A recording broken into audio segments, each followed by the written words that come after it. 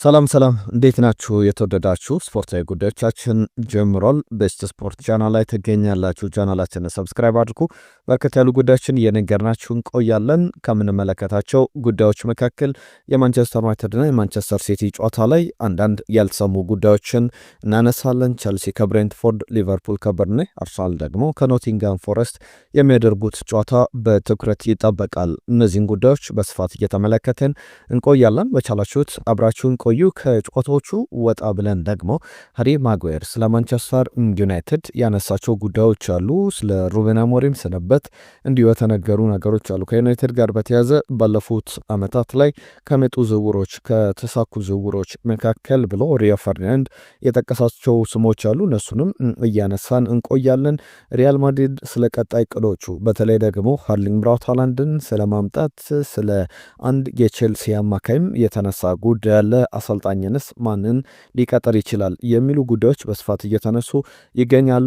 እየተመለከትናቸው እንቆያለን። ከማንቸስተር ዩናይትድ ጋር በተያዘ የሜሰን ግሪንውድ ጉዳይ፣ የቤንያሚን ሼሽኮን፣ የማይከል ካሪክን ጉዳይ ያነሳን ቆየት የምንል የሚሆነው። አንቶኒዮ ኮንቴ አስገራሚ አስተያየት ስለ ሩበን አሞሪም ሰጥቷል። ቼልሲንም በተመለከተ ሁለት ተጫዋቾችን ለማምጣት ከፕሪሚየር ሊጉ ፍላጎት እንዳለ የሚያሳዩ ዘገባዎችን በስፋት እየተመለከትን እንገኛለን። ትልቁ ዜና ደግሞ የማንቸስተር ሲቲ ነው። ማንቸስተር ሲቲ ተጫዋች ማስፈረም እንደሚችል እንግዲህ በደንብ እያሳየ ይገኛል። ከዚህ ጋር በተያዘ በቀጣይ 5 ጨዋታዎችስ የማንቸስተር ሲቲ አርሰናል ፉክክር፣ የአስቶን ቪላ ፉክክር ምን ይመስላል የሚለውንም እንመለከታለን። ዝውውሮችንም በስፋት እያነሳን እንቆያለን። በቻላችሁት አብራችሁን ቆዩ። በርከት ያሉ ጉዳዮችን የምናነሳው፣ መልእክቶቻችሁን ጻፉልን፣ የጨዋታ ግምቶቻችሁን እንቀበላለን። ላኩልን። በምናነሳቸው ጉዳዮችም ላይ ሀሳቦቻችሁን ላኩልን። የማርክ ጌ ዝውውር ምን ያክል በዋንጫ ፉክክሩ ላይ ተጽዕኖ ይኖራል? ወደ ማንቸስተር ሲቲ ዝውውሩ እየተጠናቀቀ ነው ብሎ በድፍረት መናገር ይቻላል። እናነሳዋለን።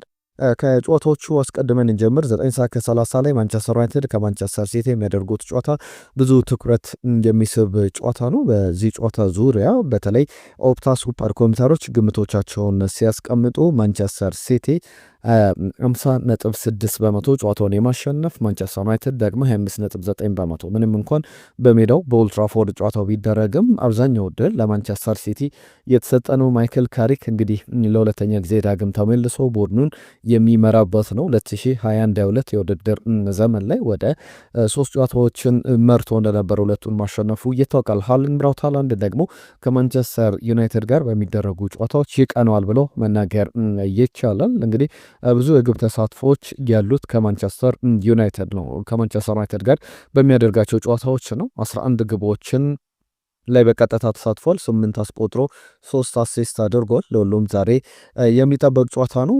ከጨዋታው ውጭ ያሉ ጉዳዮችን እናነሳለን። ሁለቱንም ቡድኖች በተመለከተ ቸልሲ ከብሬንትፎርድ 12 ሰዓት ላይ የሚደረግ መርሃ ግብር ነው። በዚህ ጨዋታ ላይ የአሰልጣኝ ሊያም ሮዜነር የመጀመሪያ የፕሪሚየር ሊግ መርሃ ግብራቸው ነው። ባለፉት ጨዋታዎች ላይ በኤፍኤ ካፕና በሊግ ካፕ ያደረጓቸው ጨዋታዎች ነበሩ። በእርግጥ ከአርሰናል ጋር ጠንካራ ጨዋታ፣ ጥሩ መርሃ ግብር ነበረ።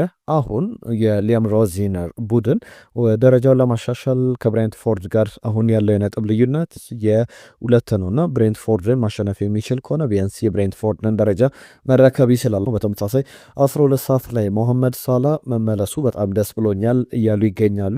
በተለይ ማጥቃት እንቅስቃሴ ላይ በጣም የተቀዘቀዘው የተዳከመው ሊቨርፑል የተጫዋቹ መመለስ በጣም ያስፈልገዋል። ብዙ ተጫዋቾች የሉትም። ዝውውር ላይ ደግሞ በዚህ የጠር የዝውውር መስኮት ላይ ከተጫዋቾች ጋር ስሙ በደንብ እየተነሳ ያለ ቡድን አይደለም። ከሊቨርፑል ጋር በተያዘ የሞሐመድ ሳላም ጉዳይ አርነ ስሎት ሞሐመድ ሳላ ወደ ሊቨርፑል በመመለሱ ደስተኛ ነኝ ብሏል።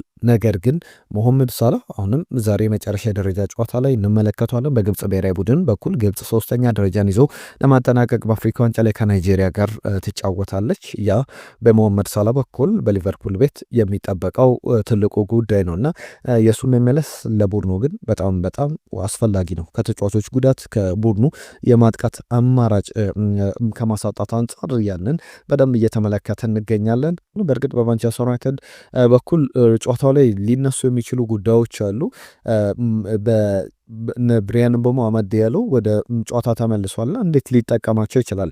ሩበን አሞሪም ሁለቱንም በ3 ተከላካይ በ3-4-3 ወይም በ3-4-2-1 ሲጫወቱ ሁለቱንም ለመጠቀም በዊንግ ባክ ቦታ አማድ ዲያሎን እንዲሁም ብሪያን ምቤሞ ከፊት መስመር አድርገው ይጠቀማሉ። ስለዚህ አሁን አንዳቸው የግድ በማይክል ካሪክ ያሰላለፍ ቦታ ላይ አንዳቸው የግድ ወደ ተቀያሪ ወንበር መውረድ አለባቸውና በጣም ምን ያክል በቀጣይ ጨዋታዎች ላይ አማድ ዲያሎም የቡድኑ ቁልፍ ተጫዋች ነው። ብሪያን ምቤሞ በተመሳሳይ ነው። እንዴት ይጠቀማቸዋል የሚለው ጉዳይ ይነሳል። ለሊቨርፑልም ሞሐመድ ሳላ ተመልሷል። አሌክዛንደር አይዛክ ጉዳት ላይ ናቸው። ለዛም መመለሱ በጣም ማጥቃቱን በደንብ ያጠናክራል ተብሎ ይጠበቃል። ቶትናም ከዌስትሃም 12 ሰዓት ላይ፣ ሰንደርላንድ ከክሪስታል ፓላስ፣ ፉልሃም ከሌድስ የሚደረጉ ጨዋታዎች ናቸው። ምሽት 2 ሰዓት ከ30 ሲል ኖቲንግሃም ፎረስት ከአርሰናል ጨዋታቸውን ያከናውናሉ። ይህ ጨዋታ በጣም ትኩረትን የሚስብ መርሃ ግብር ነው። የኦፕታ ሱፐር ኮምፒውተሮች አርሰናል ጨዋታውን 66.4 በመቶ ከሜዳው ውጪ በሲቲ ግራውንድ የማሸነፍ እድል አለው ብለው ገምተዋል። ባለፉት 10 የፕሪሚየር ሊግ ጨዋታዎች በ8ቱ አርሰናል አሸንፏል። ኖቲንግሃም ፎረስት እንግዲህ በእነዚህ ጨዋታዎች በ8 ጨዋታዎች ላይ ተሸንፏልና በጣም ጥሩ ግስጋሴ ነው ማለት አይቻልም። በዚህ ጨዋታ ላይ ሞርጋን ጊብስ ዋይት ግብ የሚያስቆጠር ከሆነ ወይም አሲስት ማድረግ የሚችል ከሆነ የመጀመሪያው ተጫዋች ሆኗል። 50 የግብ ተሳትፎ መያዝ የሚችል በፎረስት በኩል እንመለከተዋለን። ጨዋታውን በተመለከተ ብዙ የምናነሳቸው ጉዳዮች የሉ፣ ነገር ግን በአሰላለፍ ደረጃ በጉዳታውንም ከጨዋታ ውጪ የሆኑ ተጫዋቾች አሉ እና ከፊት መስመር ላይ ኖኒ ማዱኬ፣ ቡካዮ ሳካ ማን ይሰለፋል? በግራ መስመር ላይም ሊያንድሮ ትሮሳር ወይስ ደግሞ ማርሴሊ፣ ቪክተር የኬሬሽ ወይስ ደግሞ ከቨርስ እያልን ጋብሪኤል ጄሱስም በአሰላለፍ ላይ ያላቸው ሚናን እንመለከታለን።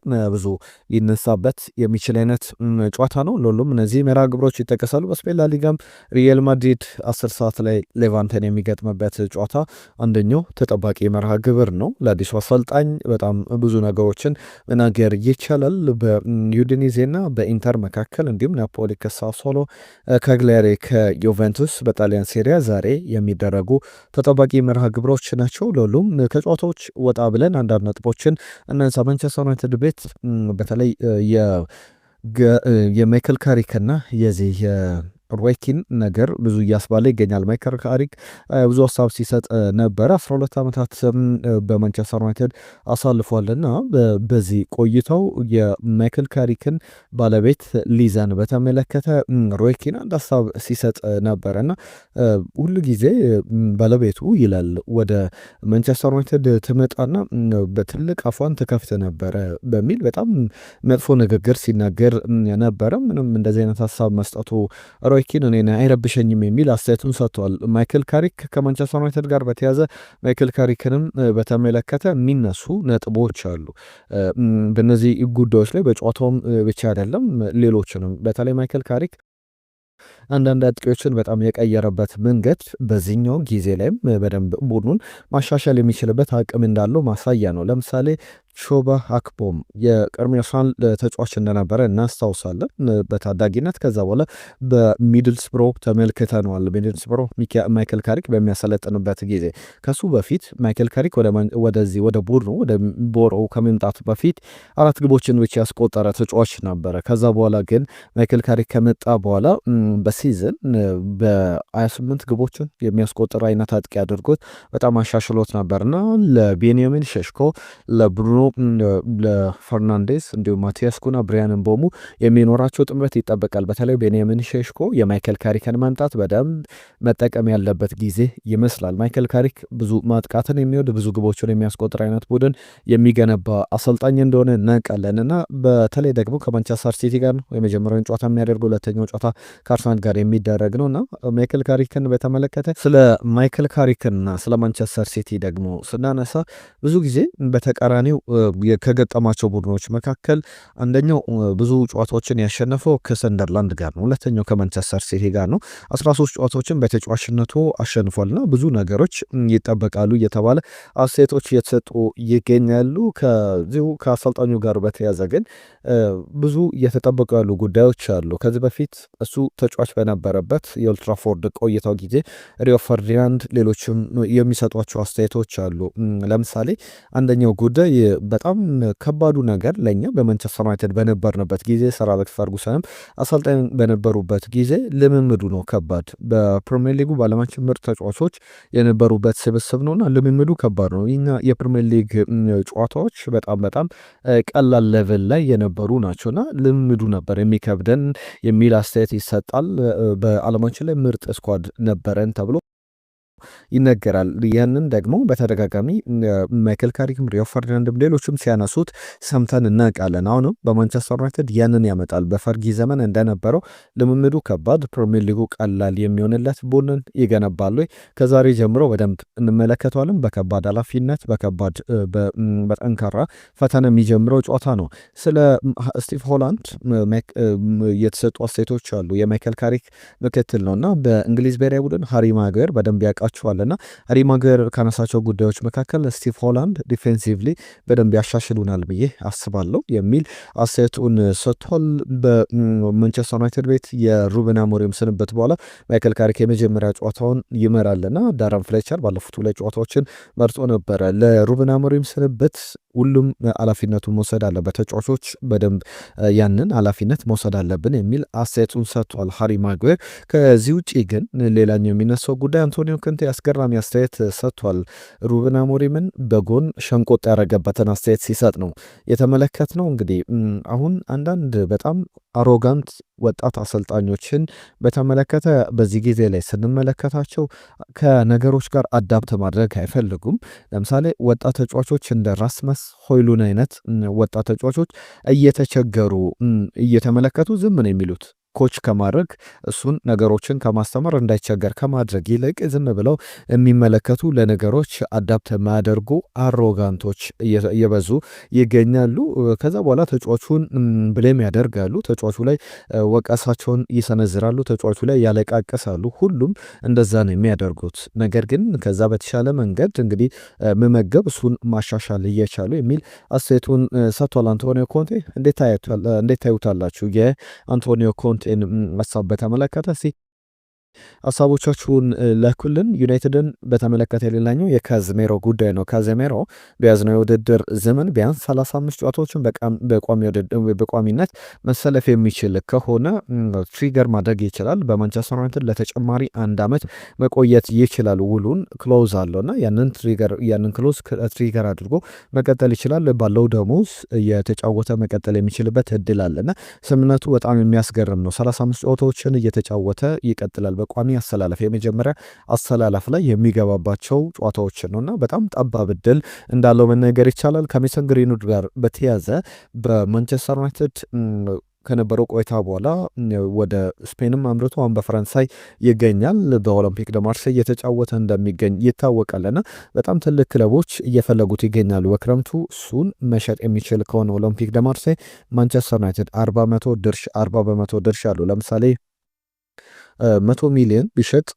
40 ሚሊዮን ያገኛል ማለት ነው እና 100 ሚሊዮን ይሸጣል እያልኩ አይደለም። ነገር ግን በዛ ደረጃ ትልቅ አቅምን እንደፈጠረ መናገር ይቻላል። የማንቸስተር ሲቲ ጉዳዮች በደንብ በትልቅ ደረጃ ሊነሱ የሚገባቸው ጉዳዮች ናቸው። በዋንጫ ፉክክሩ ላይ ከአርሰናል ጋር ምን ላይ ነው ያለው የሚለው የሚነሳ ጉዳይ ቢሆንም ኦሊቨር ግላስነር ትናንትና መሰናበታቸውን አሳወቁ። ወይም ደግሞ በውድድር ዓመቱ መጨረሻ ላይ ክለቡ እንደሚለቁ ይፋ ያደረጉት ጋዜጣዊ መግለጫ ላይ ነበረ። ከዛ ውጪ ግን የማርክ ጌይ ጉዳይ ወደ ሊቨርፑል፣ ወደ አርሰናል፣ ወደ ባየር ሙኒክ፣ ወደ ባርሰሎና፣ ወደ ሪያል ማድሪድ፣ ወደ ማንቸስተር ሲቲ ወዴት ይሄዳል ሲባል ነበር። በመጨረሻም ማንቸስተር ሲቲ እንግዲህ ጠንከር ብሎ ዝውውሩ ላይ በዚህ ክረምት ላይ ብቻ በዚህ የፈረንጆቹ የዊንተር የክረምት የዝውውር መስኮት በእኛ ደግሞ የዚህ የጥር የዝውውር መስኮት ላይ እየተመለከት ነው እንዳለው ማርክ ጌይን ለማስፈረም ስምምነት ላይ ደርሷል። በቀጣይ የዚህኛው ሳምንት መርሃ ግብሮች ሲጠናቀቁ የሕክምና ምርመራውን አጠናቆ ማርክ ጌይ በ20 ሚሊዮን ፓውንድ የማንቸስተር ሲቲ አዲሱ ሴንተር ባክ ሆኖ እንመለከተዋለን። ጋርዲዮላ ከዚህ በፊት አንድ አስቂኝ አስተያየት ሲሰጥ ተመልክተ ነው እነቅ ነበረ። በክረምቱ በተለይ ደግሞ ክለቡን ልለቅ እንኳን ይችላሉ፣ አንዳንድ ተጫዋቾች የማይቀነሱ ከሆነ ለክለቡ አሳወቅ ያለው ትልቅ ስብስብ አልፈልግም፣ ወይም 5-6 በጣም ጥሩ ተጫዋቾችን በተቀየረ ወንበር ላይ አድርጌ መቀጠል አልፈልግም፣ በጠባብ ስኳድ መጫወት ነው የምፈልገው የሚል ነገር ሀሳቡን ሲሰጥ ነበረ። ነገር ግን በዛ በጠባብ ስኳድ መጫወት እንደማይፈልግ ነው ነገሮች የሚያሳዩት። የሚያስፈርማቸው ተጫዋቾች ሴሜኒዮን አስፈርሟል። አሁን ደግሞ የማርክ ጌ ዝውውር እየተነሳ ይገኛል። ከማርክ ጌ ጋር በተያዘ እንዴት ታዩታላችሁ? በዋንጫው ፉክክሩ ላይ ምን ለውጥ ይዞ ሊመጣ ይችላል? የሴሜኒዮን ዝውውር ውጤታማነት እየተመለከተን እንገኛለን። በተለይ ጆስኮ ግቫርዲዮል ረጅም ሳምንታት ምናልባት እስከ ውድድር ዓመቱ መጨረሻ ድረስ ላይመለስ ይችላል። የሩብን ዲያዝም ጉዳይ 7-6 ሳምንታት ከሜዳ የሚርቀው በጉዳት ምክንያት እንደሆነ ይታወቃልና እንደዚህ አይነት ጉዳዮች በስፋት እየተነሱ ይገኛሉ። አሰልጣኝ ፔፕ ጋርዲዮላ ትኩረት ማድረግ የፈለገው በእነዚህ ዝውውሮች ላይ ነው። በቀጣይ 5 ጨዋታዎች ሁለቱም ቡድኖች አስቶን ቪላንም ጨምሮ የሚያደርጓቸው መርሃ ግብሮች ብንመለከት ከባዱ ጨዋታ የማንቸስተር ሲቲ ነው። አርሰናልን ብንመለከት ፎረስትን ይገጥማል። ከዛ በኋላ ከማንቸስተር ዩናይትድ ጋር በሜዳው ወደ ኤለንድ ሮድ አምርቶ ከሊድስ ጋር ይጫወታል። ከዛ በኋላ ከሰንደርላንድ ጋር በሜዳው ብሬንትፎርድን ደግሞ በጂቴክ ኮሚኒቲ ስቴዲየም የሚገጥምበት ጨዋታ ይጠበቃል። ከፔፕ ጋርዲዮላ ጋር በተያዘ ደግሞ ስንመለከት ከማንቸስተር ዩናይትድ ጋር የሚያደርገው ጨዋታ አለ። ወልቭስ፣ ቶትናም ሆትስፐር፣ ሊቨርፑል፣ ፉላም ከባባድ ጨዋታዎች ናቸው። ወልቭስ በቅድሙ አሁን በጣም ጠንካራ ተፋላሚ መሆን ያለበት ጊዜ ላይ ስለሆነ በጣም ከባድ ጨዋታዎች ነው የሚሆኑት ለማንቸስተር ሲቲ ቀጣይ 5 ጨዋታዎች። ለዛም ይመስላል ፔፕ ጋርዲዮላ ጠንከር ብሎ ዝውውሩ ላይ እየተሳተፈ የሚገኘው። አስቶን ቪላ ከኤቨርተን ጋር፣ ከኒውካስል ዩናይትድ ጋር፣ ከብሬንትፎርድ ጋር፣ ከቦርመዝ ጋር፣ ከብራይተን ጋር ይጫወታልና ለአስቶን ቪላም ቀላል የሚባሉ ጨዋታዎች አይደሉም። በአቨሬጅ የሚባሉ የሊጉ እንግዲህ ከግማሽ በላይ የሚቀመጡ በደረጃቸው እዛ አካባቢ የሚገኙ ቡድኖችን የሚገጥምበት ጨዋታ የሚጠበቅ ነውና ብዙ እያስባለ ይገኛል። የማርክ ጌ ዝውውር ግን ፕሪሚየር ሊጉ ላይ በጣም ለውጥ ፈጣሪ ሆኖ እንዳንመለከተው የሚሉ ስጋቶች አሉ በብዙ ቡድኖች በኩል። የፕሪሚየር ሊጉ ምርጥ እጩዎች ባለፉት ጊዜያት ታውቀው እንደነበር ይታወቃል። የፕሪሚየር ሊጉ አሁን ምርጥ እጩዎች ብቻ አይደለም፣ የፕሪሚየር ሊጉን በተለይ ደግሞ ጥሩ ስብስቦች እየተመለከትን እንገኛለን። ዶሚኒክ ካልቨርት ልዊን የፕሪሚየር ሊጉ የባለፈው ወር ምርጥ ተብሎ መመረጡን ተመልክተናል። ጃንዋሪ ላይ እንገኛለን። የዲሴምበር ወር የወሩ ምርጥ ተጫዋች የመጀመሪያው ተሸላሚ የነበረው ጃክ ግሪሊሽ ነበረ። ከዛ በኋላ አርሊንግ ብራውት ሃላንድ ከማንቸስተር ሲቲ፣ ብራያን ምቤሞ ከማንቸስተር ዩናይትድ፣ ኢጎር ቲያጎ ከብሬንትፎርድ፣ አሁን ተራው የሊድሱ ዶሚኒክ ካልቨርት ልዊን ነው። 6 ግቦችን አስቆጥሯል። ኡናይ ኤምሪ የፕሪሚየር ሊጉ ምርጥ አሰልጣኝ ተብለው ተመርጧል። ሩበን አሞሪም ባለፈው ኦክቶበር ወር ላይ ተመርጠው የጥቅምት ወር እሳቸው ነበሩ፣ ተሰናበቱ። ኖቬምበር ህዳር ወር ላይ ደግሞ ኤንዞ ማሬስካ ነበሩ፣ ተሰናበቱ። አሁን ደግሞ ኡናይ ኤምሪ ግን ይሰናበታሉ ብለን አንጠብቅም። የፕሪሚየር ሊጉ ምርጥ ሴቭ የተመለከት ነው የዳቪድ ራያ ተመርጧል። ከብራይተን ጋር በነበረው ጨዋታ የሚንቴን ኳስ ያዳነበት መንገድ በጣም የሚያስገርም እንደነበረ ተመልክተናል። ለሁሉም እነዚህ የሚነሱ ጉዳዮች ናቸው። ከፕሪሚየር ሊጉ ጋር በተያዘ ዝውውሮችን ላይ ሌሎች ተጨማሪ ጉዳዮችን ላንሳ። ቸልሲን በተመለከተ የሚነሱ ጉዳዮች አሉ። ቸልሲ ከቦርመዝ በተለይ ትልቅ ክለቦች በጣሊያን ሴሪያ ትኩረት ያደረጉበት እና አትሌቲኮ ማድሪድ የሚፈልጉት ማርኮ ሴኔሲ የተባለ ተጫዋች አለ። ውሉ ይጠናቀቃል። በነጻ ዝውውር ወደ ፈለገበት መሄድ ይችላል። 29 ዓመቱን ይይዛል። ሜ ላይ ግንቦት ወር ላይ 29 ዓመቱን ይይዛል። እንግዲህ የ29 ዓመቱን ተጫዋች ቸልሲ በነጻ ዝውውር ከቦርመዝ ማስፈረም ይፈልጋል የሚሉ ዘገባዎችን እየተመለከትን እንገኛለን።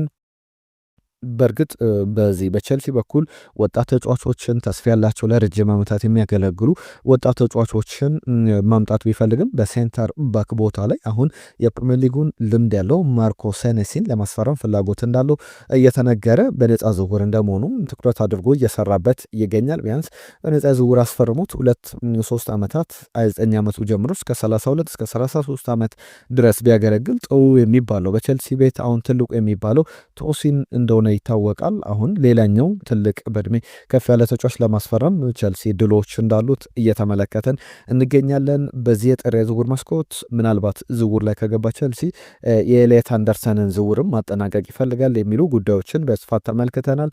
በተለይ ደግሞ የቸልሲ ሰዎች ከኤሊየት አንደርሰን ወኪሎች ጋር ተወካዮች ጋር ንግግር ማድረጋቸው በጥር መልቀቅ ይችላሉ የሚለውን ነገሮች እያጤኑት እንደሆነና ማንቸስተር ሲቲም ሌሎችም ክለቦች በክረምቱ መምጣታቸው አይቀርም። ለዛም ይመስላል ቼልሲ ከኖቲንጋም ፎረስት ኤሊየት አንደርሰንን አስቀድሞ ማስፈረም የፈለገው ጥረቶች እየተደረጉ እንዳለ እየተመለከትን እንገኛለን። ተጫዋቹ ግን የሚመጣ ከሆነ ብዙ ነገሮች ሊቀየሩ ይችላሉ። በእርግጥ በቼልሲ ቤት አሁን ኤሊያት አንደርሰን ያስፈልጋሉ የሚለው ትልቁ ጥያቄ ነው። ሞይሰስ ካይሴዶ፣ ሮሚዮ ላቪያ አይነት ተጫዋቾች በእርግጥ ላቪያ ብዙ እየተጫወተ አይደለም። ሞይሰስ ካይሴዶ ደግሞ በቅርብ ጨዋታዎች ላይ በቅጣት ከአርሰናሉ የቀይ ካርድ ጀምሮ በተደጋጋሚ እየተመለከት ነው አይደለም በሜዳ ላይ። ነገር ግን ኤንዞ ፈርናንዴዝ አንድሬ ሳንቶስ አይነት ተጫዋቾች አሉትና የኤሊያት አንደርሰን ዝውውር ተገቢ ነው ወይ? ሌሎች ቦታዎች ላይ ማስፈረም የሚችላቸው ተጫዋቾች የሉም ወይ የሚሉ ጉዳዮች አሉ። ማርክ አንድሬ ተር ስቴገንን በተመለከተ ወደ ጂሮና በውሰቱን ለማምራት እስከ ውድድር ዓመቱ መጨረሻ ድረስ ስምምነት ላይ ደርሷል።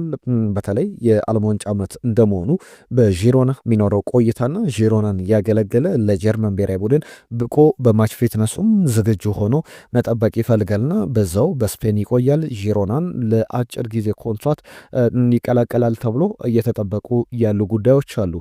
ሌሎች ጉዳዮች ከዝውውር ጋር በተያያዘ ትልቁ የሃርሊንግ ብራውት ሃላንድ ነው።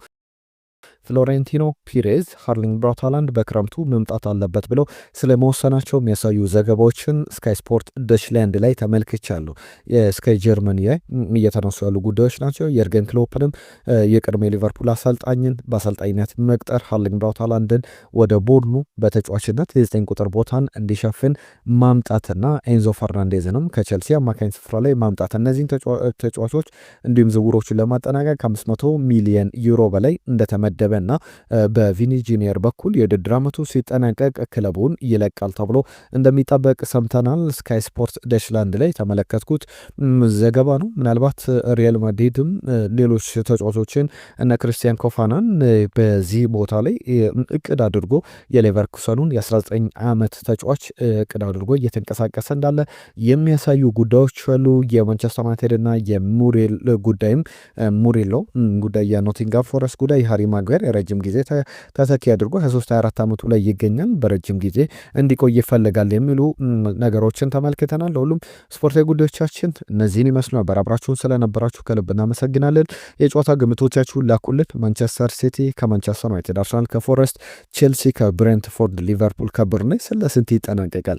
ግምቶቻችሁን እንጠብቃለን። በስፋት የምናነሳቸው ጉዳዮች ይኖራሉ። ከጨዋታዎቹም ጋር በተያዘ ፖስት ማች አናሊሲስ የጨዋታ ትንተና ይዘን እንመለሳለን። በሌሎች ጉዳዮችም ተመልሰን ቆይታ የምናደርግን የሚሆነው አብራችሁ ስላላችሁ ከልብ እናመሰግናለን።